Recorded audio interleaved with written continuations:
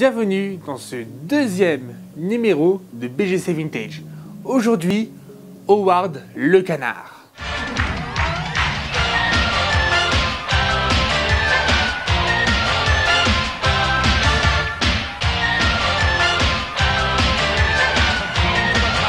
Retour à présent en 1986 avec un des films jugés les plus mauvais de tous les temps. Il n'y a pas que The Room qui est un des films les plus mauvais. Il y a aussi Howard, une nouvelle race de héros. Un film produit par un petit gars méconnu du nom de George Lucas. George Lucas a produit l'un des plus mauvais films de l'histoire d'Hollywood. Howard le Canard est mon personnage masculin favori de l'univers Marvel.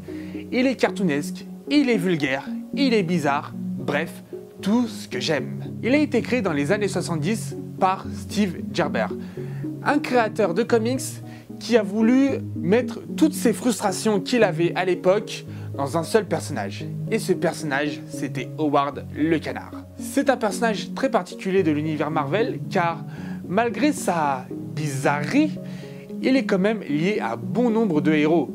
Il a par exemple participé à de nombreux crossovers tels que Civil War, Secret Invasion, ainsi que Marvel Zombies versus l'Armée des Ténèbres, où il réussit à manger Ash Williams.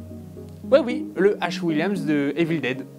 Il l'a bouffé. Il est aussi apparu dans les 2 volets des Gardiens de la Galaxie réalisés par James Gunn. Et selon une rumeur, il aurait survécu au claquement de doigts de Thanos.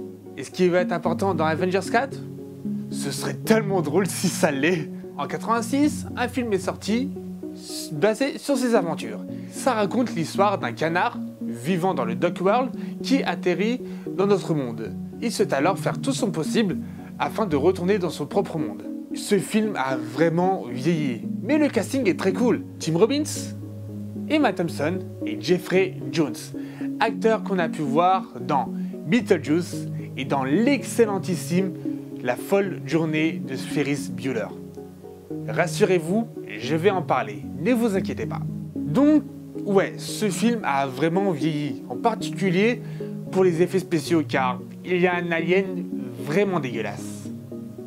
Bon, c'est 1986, je peux pardonner, mais c'est par Lucas, donc je pardonne qu'à moitié. Ce n'est pas le pire film du monde, même pas le pire film de super-héros, car... Enfin, la pire adaptation de comics. Car pour moi, les films Green Lantern, Batman et Robin et Catwoman sont pour moi les pires adaptations de comics.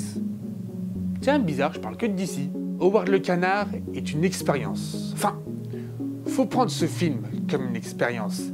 Quelque chose qui va un peu te changer.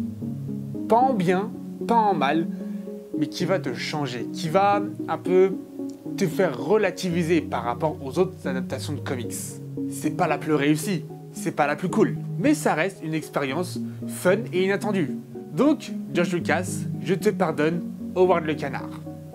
Mais pas la prélogie Star Wars, parce que je veux bien être gentil 5 minutes, mais pas de là à pardonner cet affront qu'est la prélogie Star Wars. Et pour la petite anecdote, sans l'échec de Howard le Canard, nous n'aurions jamais eu le droit à la naissance du studio Pixar. Sans Howard le Canard, nous n'aurions jamais eu le droit à Toy Story, Le Monde de Nemo et surtout Les Indestructibles. Donc, on dit merci qui? Merci George Lucas et surtout un grand merci à Howard le Canard. C'est bon, j'ai plus rien à dire sur Howard, je vous conseille de le voir juste parce que c'est une expérience très particulière.